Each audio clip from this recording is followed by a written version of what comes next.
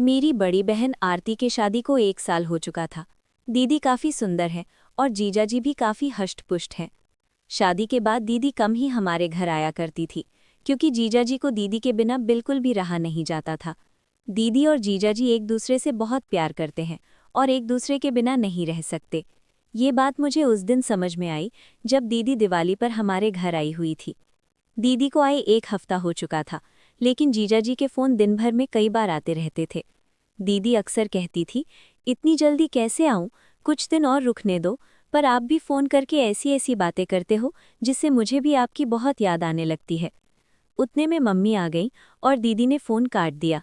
Mummy ने दीदी को किचन में बुला लिया, क्योंकि दिवाली की मिठाई, चिवड़ा, करंजी वगैरह बनानी थी।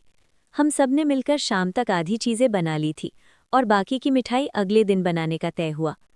शाम ढल चुकी थी और मैं खिड़की से बाहर देख रही थी। तभी मैंने देखा कि जीजाजी बाहर खड़े हैं। मैंने जल्दी से दीदी को आवाज़ लगाई। दीदी बाहर आते ही बोली, आप तो सच में आ गए, मुझे लगा फ़ोन पर आपने ऐसे ही कहा था। इतने में मम्मी भी आ गई और बोली, मेहमान आप कब आए? कोई खबर नहीं, कुछ नहीं, पहले बोल देते तो आपकी खातिरदारी के लिए पहले से तैयारी कर लेते। जीजाजी बोले, नहीं सासू माँ, काम से शहर आया हुआ था तो सोचा आप लोगों से मिलते हुए ही जाऊं। जीजाजी कुछ नहीं बोले और मुझे भी मालूम था कि जीजाजी जाने के लिए नहीं आए हैं। इतने में दीदी पानी लेकर आईं और जीजाजी को पानी देते हुए धीरे से फुसफुसाईं, मुझे अच्छे से पता है कि आप किस लिए आए हैं। एक बातें करते करते रात बिताई। जीजू का बिस्तर बाजू वाले कमरे में लगाया गया था और सबको अब सोने की तैयारी करनी थी। घर के सारे लोग अपने अपने कमरे में सोने चले गए थे, लेकिन मैं, दीदी और जीजू अभी सोफे पर बैठे टीवी देख रहे थे। टीवी पर हम आपके हैं कौन मूवी चल रही थी, जो मुझे बहुत पसंद थी और दीदी को भी। थोड़ी देर में जीजू ने उबासी लेते हुए कहा, बाप रे, मुझे तो बहुत नींद आ रही है। दीदी ने मन ही मन मुस्कुराते हुए जवाब दिया, तो फिर जाए ना, बाजू वाले कमरे में आपका बिस्तर लगा दिया है, आराम कर लीजिए, मैं मूवी देखकर बाद में आ जाऊंगी। जीजू का चेहरा देखने लायक था। वो थोड़ा खींचकर कमरे की ओर चले गए। मुझे और दीदी को हंसी आ रही थी, लेकिन हमने कुछ नहीं कहा। हम दोनों मूवी देखने में लगे हुए थे। कुछ देर बाद दीदी ने मुझसे कहा, छोटी, मुझे भी अब नींद आ रही है, मैं सोने जा रही हूँ।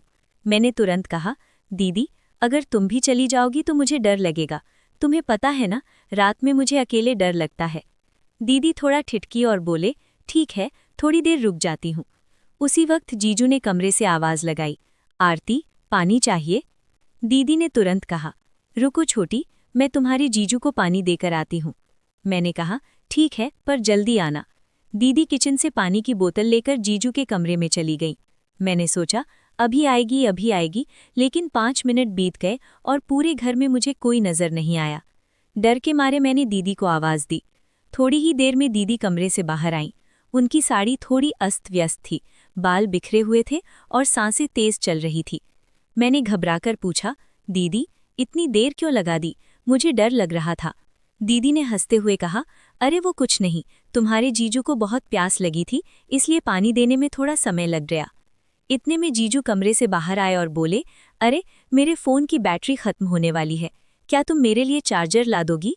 दीदी ने जवाब दिया, ठीक है, देखती हूँ, आप यहीं रुकिए। लेकिन जीजू ने कहा, अरे तुम देखो, मैं कमरे में वेट करता हूँ। ये कहते हुए वे वापस कमरे में चले गए।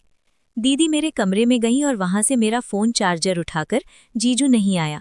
मैं समझ गई कि शायद दीदी चार्जर लगाकर फ़ोन की चार्जिंग में व्यस्त होंगी। थोड़ा डर भी लग रहा था, इसलिए मैंने टीवी बंद किया और अपने कमरे में सोने चली गई। अब मैं इधर उधर चार्जर ढूंढने लगी, लेकिन याद आया कि मेरा चार्जर तो दीदी ले गई हैं। अब मैं असमंजस में थी, क्या चार्जर लेने के लिए जाऊं या नहीं। नींद तो वैसे भी नहीं आ रही थी और बोरियत भी हो रही थी। मैंने सोचा कि शायद चार्जिंग अभी शुरू ही हुई होगी। मन ही मन मैंने तर्क किया कि आजकल की फास्ट चार्जर कितनी जल्दी फ़ोन चार्ज कर देते हैं। फिर भी कुछ फ़ोन ऐसे होते हैं जिनकी बैटरी इतनी धीमी चार्ज होती है कि चाहे कितना भी फास्ट चार्जर लगा लो, वक्त लग ही जाता है। मैं सोचने लगी कि एक बार जाकर देख ही लूं कि जीजू का फ़ोन कितना चार्ज हुआ है, या फिर चार्जिंग अभी शुरू ही हुई है। लेकिन ये विचार मेरे दिमाग में घूम रहा था कि आखिर मुझे कमरे में जाना चाहिए या नहीं। खिड़की भी पूरी तरह से अंदर से बंद थी, लेकिन कमरे के अंदर से हल्की रोशनी बाहर आ रही थी, जो कांच की खिड़की से दिख रही थी। मैंने सोचा, सो तो नहीं गए होंगे। कुछ पल ठिठकी, फिर दीदी को आवाज़ लगाई। पहली बार कोई जवाब से जाना गया। मैंने कहा, दीदी मेरा फ़ोन बंद हो गया है, चार्जिंग करनी है। जीजू का फ़ोन चार्ज हो गया हो तो मुझे चार्जर दे दो। दीदी ने थोड़ी खींच भरी आवाज़ में कहा, अरे नहीं हुआ है फ़ोन चार्ज, तुम्हारे जीजू के फ़ोन को चार्ज होने में काफ़ी समय लगता है, चार्जिंग तो अभी अभी शुरू हुई है, तुम जाकर सो जाओ, परेशान मत करो। मैंने कहा, दीदी बस 10 मिनट के लिए चार्जर दे दो, मेरा फ़ोन फास्ट चार्जिंग करता है। दीदी ने जवाब दिया, ठीक है बाबा, लाती हूँ, तू अपने कमरे में जा। मैं अपने कमरे में लौट गई। थोड़ी देर बाद दीदी चार्जर लेकर आईं और बोली, ये ले तेरा चार्जर, अब परेशान मत कर। जैसे ही मैंने चार्जर लिया मेरी नज़र दीदी पर पड़ी। मैंने हैरानी से पूछा, दीदी आपने ये क्या पहना है? ये तो जीजू का शर्ट है, आप तो सागी में थी ना? दीदी ने झेंपते हुए कहा, चुप बैठ, मैं जा रही हूँ। ये कहकर दीदी वापस कमरे में चली गई। मैंने चार्जर से अपना फ़ोन चार्ज करना शुरू कर दिया। सिर्फ 15 मिनट में मेरे फ़ोन की काफ़ी बैटरी चार्ज हो गई थी। मैंने सोचा, चलो अब चार्जर वापस दे आती हूँ, अगर दीदी सो भी रही होंगी तो मैं खुद जीजू का फ़ोन चार्जिंग पर लगा दूंगी। मैं चार्जर लेकर दीदी और जीजू के कमरे की ओर गई। इस बार दरवाज़ा थोड़ा सा खुला हुआ था, शायद दीदी जल्दी में बंद करना भूल गई होंगी। जैसे ही मैंने दरवाज़ा खोला और अंदर कदम रखा, मेरे सामने ऐसा नज़ारा था जो मैंने अपनी ज़िंदगी में कभी नहीं देखा था। मेरी आंखें फटी की फटी रह गईं। मुझसे ये बहुत बड़ी गलती हो गई थी। मुझे अंदर आने से पहले आवाज़ देनी चाहिए थी। मैं ये कैसे भूल सकती थी कि ये शादीशुदा जोड़ा है। मुझे उन दोनों को देखकर बेहद शर्मा रही थी, लेकिन दीदी और जीजू को इस बात का ज़रा भी अंदाज़ा नहीं था कि मैं दरवाजे पर खड़ी हूँ और उन्हें देख रही हूँ।